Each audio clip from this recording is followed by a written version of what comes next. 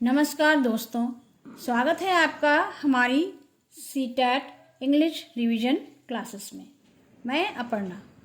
अगर आप CTET exam की तैयारी कर रहे हैं और इंग्लिश सब्जेक्ट आपको थोड़ा डिफ़िकल्ट या कंफ्यूजिंग लगता है तो यह क्लास आपके लिए बहुत हेल्पफुल होने वाली है।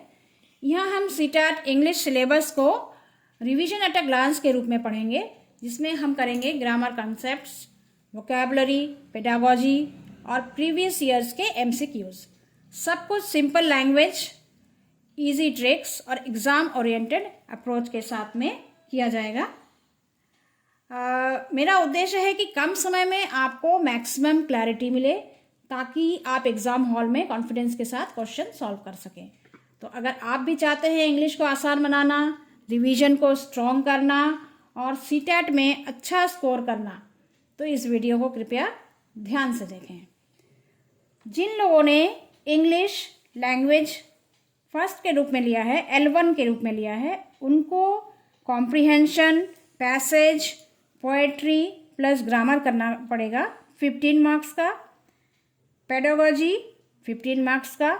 जिन लोगों ने इंग्लिश को लिया है लैंग्वेज 2 के रूप में, उनको करना पड़ेगा comprehension, passage plus grammar 15 marks का। इसमें पोएट्री जैसी कोई चीज़ नहीं है। Pedagogy will be of 15 marks. Total you have to attempt English of 30 marks. Okay? Now what is pedagogy? हाँ, ये एक और प्रश्न है। काफ़ी लोग ये डाउट करते हैं कि पेडागोजी है क्या चीज़। पेडागोजी इंग्लिश भाषा को प्रभावी ढंग से सिखाने और सीखने के सिद्धांतों, तरीकों और रणनीतियों का अध्ययन है, जो भाषा की प्रकृति, शिक्षार्थी की समझ और कक्षा में भाषा के उपयोग पर केंद्रित है, ताकि छात्रों को सुनने, बोलने, पढ़ने और लिखने के कौशल के साथ साथ व्याकरण और शब्दावली को संदर्भ आधारित और आनंददायक तरीके से विकसित करने में मदद मिले। अच्छा, इसमें आजकल हम लोग ICT का भी प्रयोग कर लेते हैं। ठीक है। Now we come to grammar and vocabulary. Here we have to revise key topics from school level English. अगर आपने MA इंग्लिश भी किया हुआ है तो उस MA के कोर्स की यहाँ कोई आवश्यकता नहीं है। स्कूल लेवल का इंग्लिश ही आपके लिए पर्याप्त है। Then comes parts of speech. Here we study noun, pronoun, verb, adverb, और इसका हम डिटेल अगले सत्र में हम लोग डिटेल में पढ़ेंगे। Tenses, voice, narration. Then comes preposition, conjunction, modals, articles, determiners, clauses. हाँ, एक बात और, सीटैट एग्जामिनेशन के पॉइंट ऑफ व्यू से क्लॉजेस काफ़ी महत्वपूर्ण हैं। इस पे आपको ध्यान देना है। इसमें से कुछ क्वेश्चंस तो आते ही आते हैं क्लॉजेस पर। इसके हम आगे के क्लासेस में इस पर हम लोग चर्चा करेंगे। Then comes common error spotting and sentence improvement. यानी कि कुछ वाक्य दिए रहेंगे, उसमें छोटी छोटी गलतियाँ होंगी जिनको कि आपको ढूंढना है। Then idioms and phrasal verbs, जैसे कि मुहावरे वगैरह। Then comes pedagogical topics. इसमें आएगा आपका language acquisition versus learning. Language acquisition means प्राप्त करना। जैसे हम लोग ने तो लैंग्वेज में हिंदी भाषा जन्म से ही प्राप्त की हुई है, सीख रहे हैं। प्राप्त करना मतलब यहाँ सीखना। और लर्निंग में हम लोग ने अंग्रेजी भाषा सीखी हुई है, ठीक है, या सीख रहे हैं। एक बात कही जाती है, that we know is little and that we don't know is immense. कितना भी हम ज्ञान प्राप्त कर लें किसी भी विषय वस्तु पर, वो बहुत थोड़ा ही है, समुद्र में एक बूंद के बराबर, और हमें हमेशा सीखने के लिए बाकी रहता है, ठीक है ना।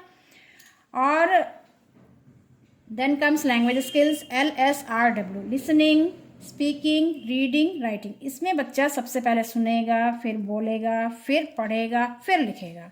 तो ये हमारे सीखने के, भाषा सीखने के अलग अलग चरण हैं। Role of grammar in language learning.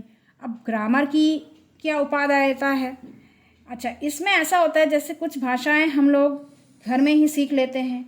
एक जो कोई पंजाबी परिवार का बच्चा है तो पंजाबी तो घर में ही सीखेगा, वो इसका लैंग्वेज एक्विजिशन हो गया, ठीक है।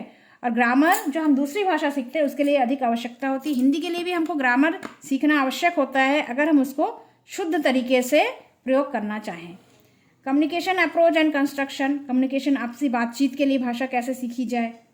टीचिंग लर्निंग मटेरियल्स, इनका तो प्रयोग विद्यालय में होता ही है, कक्षा में।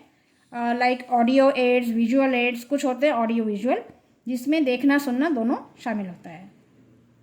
Then remedial teaching for slow learners, कुछ बच्चे बहुत देर से सीखते हैं तो उनके लिए क्या किया जाना चाहिए। मल्टीलिंगुअल क्लासरूम्स, बहुभाषाई कक्षाएं, जैसे हम लोग अमूमन हम लोग की परिषदीय विद्यालयों में हिंदी भाषी भी छात्र होते हैं, साथ में अंग्रेजी भाषा उनको सिखाई जाती है। छात्र तो सभी हिंदी भाषी ही होते हैं, लेकिन अंग्रेजी भाषा भी उसमें हम लोग साथ में सीखते हैं, सिखाते हैं। तो उसके लिए हम लोग कौन से टिप्स अपना सकते हैं ताकि उनके लिए वो कठिन ना हो, अंग्रेजी भाषा बहुत आसान तरीके से बच्चे सीख सके। Language diversity, principles of language teaching, भाषा सीखने के क्या सिद्धांत होने चाहिए। Then comes parts of speech, जैसे कि है नाउन संज्ञा, प्रोनाउन सर्वनाम, वर्ब कार्य, एडवर्ब क्रिया विशेषण, एडजेक्टिव विशेषण, प्रीपोजिशन संबंध सूचक, कंजंक्शन समुच्चय बोधक, इसमें जैसे कि एंड बट, वाक्यों को कैसे जोड़ें, इंटरजेक्शन विश्वव्यापी बोधक, जैसे कि हुर्रे, अरे वाह। तो इन पे हम लोग एक एक टॉपिक लेकर के अलग अलग सत्रों में हम लोग चर्चा करेंगे। 8 हो गए पार्ट्स ऑफ स्पीच। यहाँ पर मैं एक चीज़ कहना चाहूँगी, जितने परिषदीय शिक्षक हैं, हमारे भाई बहन हैं, वो अध्यापन का कार्य भी कर रहे हैं। अब खुद पढ़ने के लिए तो अध्यापन कार्य तो छोड़ नहीं सकते, विद्यालय में अध्यापन कार्य भी करना है। तो जब भी अध्यापन कार्य के बीच में थोड़ा सा भी उनको समय मिले या घर में भी थोड़ा समय मिले, अब बड़ी बड़ी क्लासेस अटेंड करना या मोटी मोटी किताबें पढ़ना तो उनके लिए कुछ कठिन ही होगा। अवश्य हमारे कुछ भाई बहनों ने किया होगा, लेकिन ये उनके लिए कठिन कार्य है अध्यापन करते हुए। तो मैं ऐसे छोटे छोटे वीडियोस डालूंगी, कुछ शॉर्ट्स भी डालूंगी, ताकि आप लोग एट अ ग्लांस, एक नज़र में आप लोग चलते फिरते भी इन पे नज़र डालेंगे तो आपका रिवीजन हो जाएगा। अभी हम लोग क्योंकि 8 फरवरी को आप लोग की पेपर होने वाले हैं, तो तब तक आप लोग रिवाइज करेंगे और लास्ट में कुछ हम लोग MCQs, कुछ प्रश्न पत्र भी हम लोग तैयार करेंगे, उसमें हम लोग चर्चा करेंगे, जिसके द्वारा कि आप CTET में अच्छा स्कोर कर सकें। ओके, धन्यवाद।